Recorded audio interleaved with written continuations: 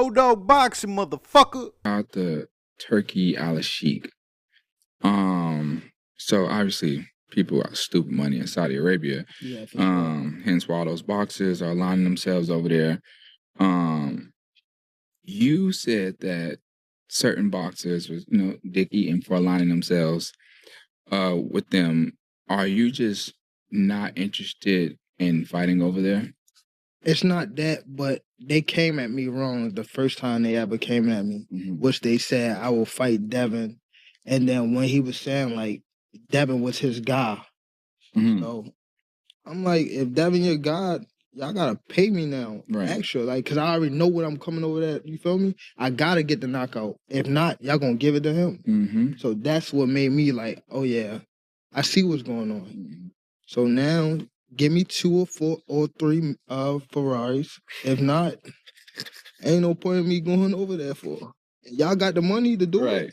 2, 3, 4 Ferraris. Because I heard you said 2 at first. Yeah, but you know how it is. But they still, I mean, it's love and respect, but it just, somebody can't just come up in the game and just throw money and not know the sport. Like, you at least put people around you, like, to know the sport. Don't just come in and just flash money. Then you see everybody over there. Everybody over there got paid to go over there. Even, like, the whole, what they just have. Yeah, the ring award shit. They got paid to go over there. But it's cool. Pay me extra.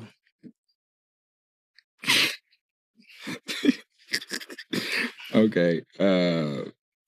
Speaking of throwing money, you're seeing a lot of cash grab, feels like cash grab things going on in boxing.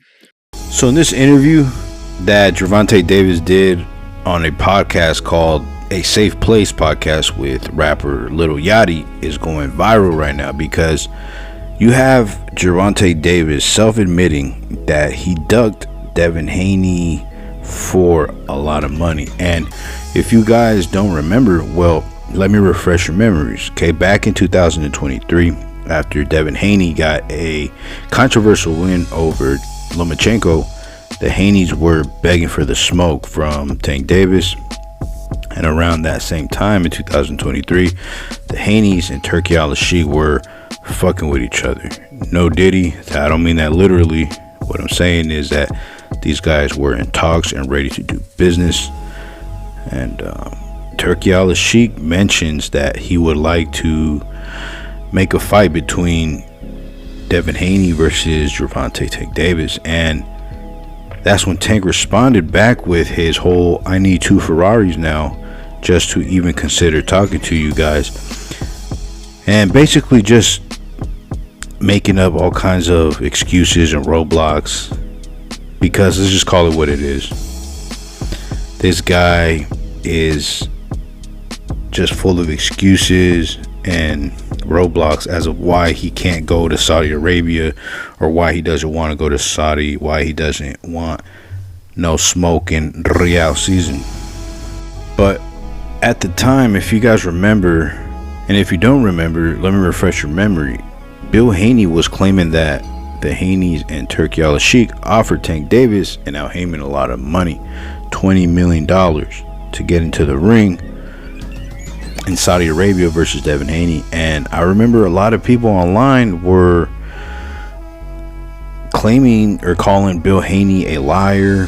They were saying that he really didn't offer Gervonta Davis anything and that he's capping, he's just clout chasing and all this stuff, right? However, it turns out that good old Bill Haney was not lying, and in fact he was telling the truth, because the truth just came out of the horse's mouth itself. And in this interview, Tank Davis admits to turning down the Devin Haney fight, because he claims that Turki Alashikh came at him the wrong way.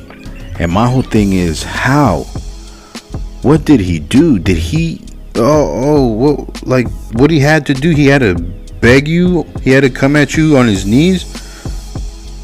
How did he come at you wrong? Because he slapped you in the face with a $20 million bag of Federal Reserve notes? What the fuck is wrong with this dude, bro? It's like, fuck is wrong with these dudes, man? Like, you're a prize fighter, dog. That's what you're here for, to make the most money you can make. Like, you're gonna get mad when you get offered the biggest bag in your life. And Gervonta Davis never elaborates. He never explains how Turki Alashikh came at him wrong. All Gervonta Davis continues to say is that how he was basically implying that he was jealous because Devin Haney was Turki Alashikh's guy. And then he continues on to say that because Devin Haney is his guy, Turki Alashikh's, now he's going to have to be paid extra, right, to go over to Riyadh, because if he doesn't get the knockout over Devin Haney, then that means that Devin Haney will get the victory. In other words, if it goes to 12 rounds. So Gervonta Davis is pretty much dry snitching on himself, saying that he knows that he's down on the scorecards, right? That's what, before getting knockouts, he's down on the scorecards. It's pretty much what I got out of that. And for me, that ain't nothing bad. All that means is you're not trying to win on the scorecards. You're taking it out of the judge's hands. You're just trying to get the knockout. However, what he does admit is that he doesn't believe that he could knock out Devin Haney. That's basically what he's saying here. That's what I'm getting out of it, at least. It makes sense why he doesn't ever want to fight any elite fighters that pose a real threat to him. Makes sense as of why they're always matching this dude so softly. His fights damn near are scripted. Just take his next fight with Lamont Roach, for example, right? He's bringing up a guy that's in a smaller weight division instead of fighting somebody in his own weight division. This guy Lamont Roach, he's already lost to Jamel Herring, the same Jamel Herring that got whooped on by Shakur Stevenson. And so, I mean, as a hardcore boxing fan, how excited can you really get when you already know the outcome to a fight? And so for me, Gervonta Davis is more like a scripted show or an event than an actual fighter. People go to his events to see somebody get knocked out. They're not really there for a competitive fight.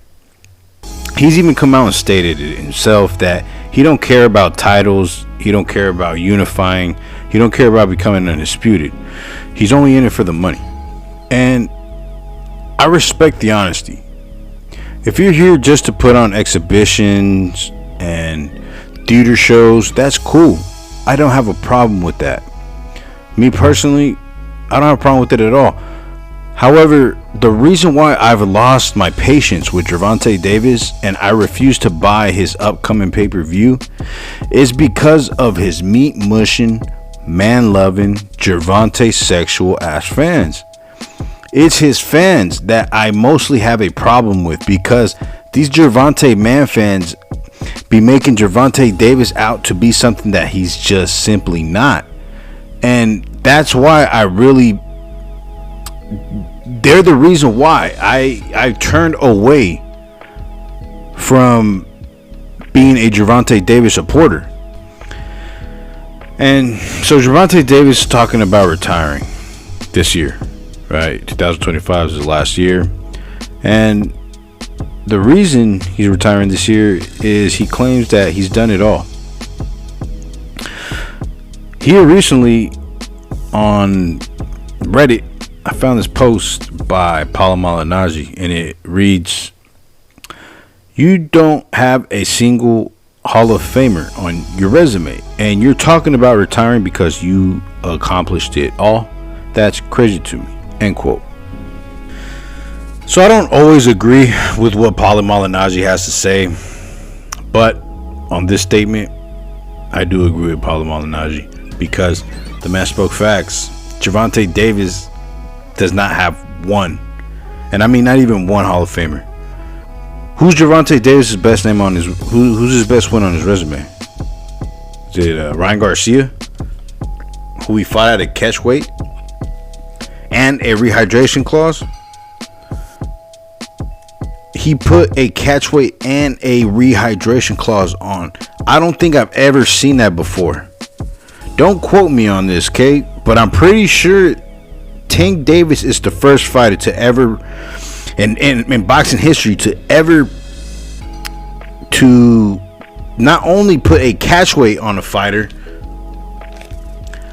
but a rehydration clause as well. That is nasty work, man, especially for a fighter like Ryan Garcia, who's, let's keep it real, a prospect, a overglorified one at that. Never been a world champion. He's just he's real popular with the thotties and the Instagram models, but as far as boxing, man, nah, Ryan Garcia ain't never really done nothing, man. Come on, not enough for to be put on a rehydration clause and a catch weight, bro. That's nasty work, man. But if Tank Davis does keep his word and he does retire, then I say good riddance, man. Tank Davis is not trying to fight the best, so I say boxing don't need him, because the way that the boxing landscape is going, it's only going to get more competitive, and I'm pretty sure that we are all convinced by now that Gervonta Davis does not want any competitive fights. So fuck him, man. Good riddance. Like I said, I've lost my patience. I've been patiently waiting for Gervonta Davis to give us at least one fight we've been asking for. You know, it's been going, I've been waiting for what, 7-8 years? It's 7-8 years now later, and he's still fighting Frank Martins and Lamont Roaches. And mark my words, man, his next fight will be against Pitbull Cruz. It will be a Pitbull Cruz rematch, man. Just remember where y'all heard it first. So if Gervonta Davis does retire this year, I will celebrate, and I'm hoping his meat mushing fan base goes away with him, because there is a lot of pro Tank Davis channels on the YTBC that make Tank Davis videos around the clock, and they don't stop. I'm hoping that Gervonta Davis does keep his word, and when he does, hypothetically does retire, I wonder what these channels, I wonder what they would do. Will they stick around? And if they do stick around, what will they do? What will they talk about? You know what I'm saying? Because although boxing is a global sport, they don't seem to care about any of that. They don't seem to like Turki Alashikh or Saudi Arabia. All they care about is Tank Davis and a couple other fighters. But that's another topic for another video, for another day. I'm gonna cut it here, guys. I've been rambling on, and I could keep going on and on all night, so I'm gonna cut it here. Let me know what y'all think down in the comment section, man. And you already know, it's been your boy Old Dog Boxing. I'm out, man.